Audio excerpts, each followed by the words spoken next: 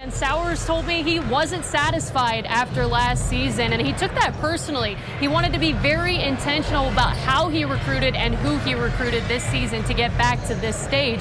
And that meant to him going and seeing all of those recruits in person, no matter where they were in the country. He told me during the offseason, a 3-month span, he drove 40,000 miles. Yeah, I can't even believe that. Jesse, I don't think you could have scripted a more dramatic semifinal game, and Kahoma is used to having the target on their back. They're coming in the defending champions, and they're undefeated so far this season, but Whitesboro really made them fight for every single out. Lorian and I grew up going to camps just like this one, and that's why they wanted to come back to their hometown and pay it forward to the next generation of volleyball players.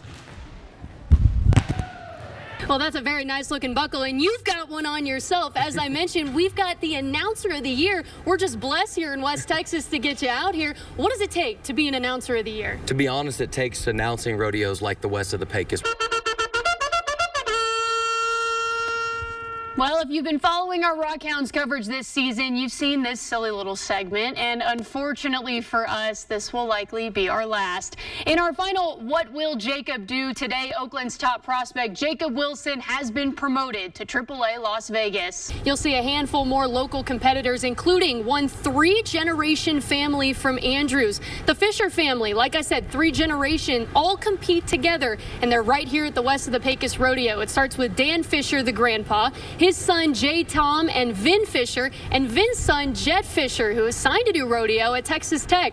The 4 of them will be competing in steer roping tonight, and they say that doing rodeo together just brings them quite the special bond. But a huge credit to the future Longhorn in the circle, Hannah Wells. She threw over 240 pitches in 24 hours to propel her team to that championship. And lucky for Kahoma, she and several others will be back next year. There's already talk of a three-peat. Yeah, Rachel, what an absolute thriller it's been today in Bedford. No one was cheated here in this game. The Rebels, as you mentioned, walked away with a 57-55 win in double overtime. And is it any surprise that their workhorse all season long, Damian Johnson, was the one leading the way tonight for the Rebels? I don't think so.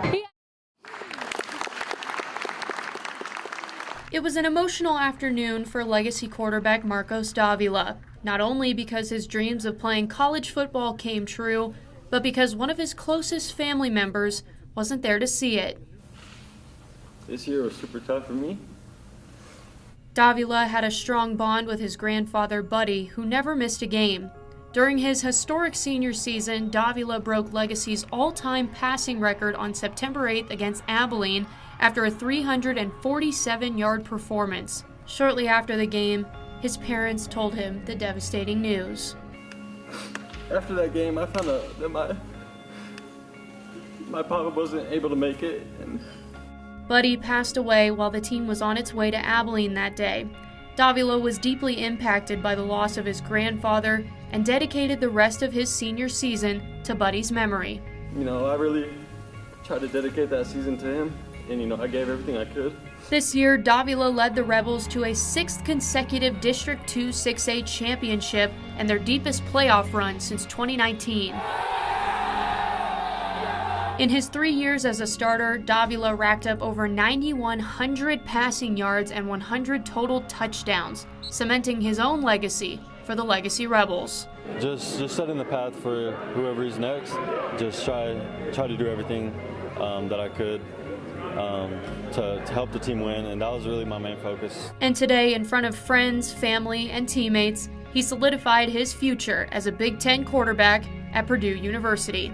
You know, it just feels like family, so, you know, I'm super excited to be there already. We're going to build something special. I mean, we have top 20 recruiting class in the nation. I think we're going to, these next few years, going to be able to compete with the high-level Big Ten, and, you know, it was just super cool. And even though Papa Buddy couldn't be here to see Marcos fulfill his dream, he says he knows he'll always be right there beside him. Yeah, you know, I just try to do everything for him because he always just told me to keep my head down and keep on working, and he was just super proud of me. Hex in the inning here. After 6 years in Odessa, There you go. Coach Jackson is moving on. I wasn't in a rush to just jump on any job. He was waiting for the perfect fit, and that perfect fit was Stephen F. Austin University. It's been described as a fancy JUCO, and I'm JUCO for sure. I love working hard. I love just being out there and just putting in the effort that it takes in order to be successful at these levels. Successful might be an understatement to describe Jackson's time at Odessa College. Part of his laundry list of accomplishments with the Wranglers includes 2 third-place finishes in the national tournament, tied for a program best. Jackson led OC to 3 region championships and 3 World Series trips in 6 years, and coached 6 All-Americans along the way. Well, it means everything because of the people that I was around and the people that contributed to that success. And you know, maybe I get credit and I get another job because of it, but I am under no illusion that I did much other than help these players develop and help these players understand what their capabilities are. Jackson is moving 515 miles across the state to Nacogdoches, Texas, to inherit an up-and-coming NCAA Division I program. In the past 5 full seasons, SFA has won 30 or more games, including a handful of Power 5 wins. But no matter how far he goes, a part of him will always be here in Odessa. There's just so many memories and so many things that have happened where, again, I've just loved every team. I've loved getting to grow with them and getting a chance to watch them not just be successful here, but to move on to bigger and better things. It's rewarding. And my life is better because I've been in Odessa. Jacob Wilson, gone in a flash. It took just 6 weeks in AA for Wilson to catch the eyes of the Oakland Scouts and get the promotion to AAA Las Vegas.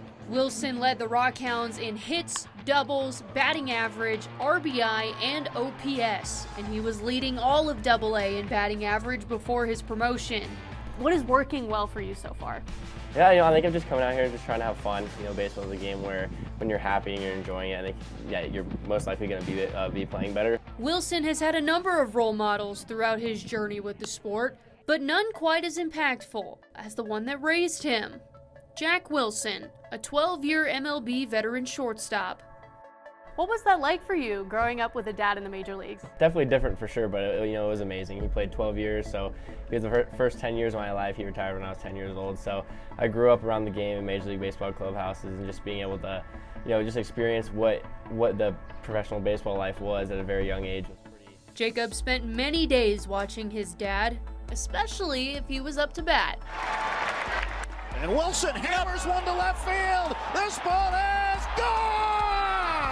You always remember when your dad hits a home run or makes a cool play. It's just he did that for 10 years, so it was just the amount of cool moments where you're really focused when your dad's hitting, and then once he's not, you're really not paying too much attention to the game at that young age. You're just really focused on watching your dad and watching him succeed.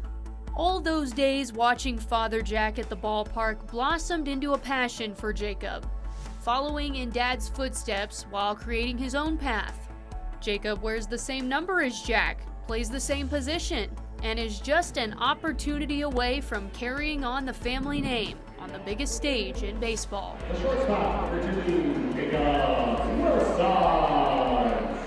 Yeah, it's pretty awesome, just be able to follow in the same footsteps that he did and really just try to push to do what he did. I grew up watching him, and ever since I watched him do it for 10 years. That's just something that I've always wanted to do, and be able to be here today and just really enjoy this team, enjoy the game. It's been pretty fun. What's next for you? What do you think is in store for you in the future? Yeah, I think I'm just gonna take as much as I can from being here and just really trying to advance my game to a higher level that this organization wants me to be at. I'm just really excited to represent this organization in Midland AA and just seeing where it takes me.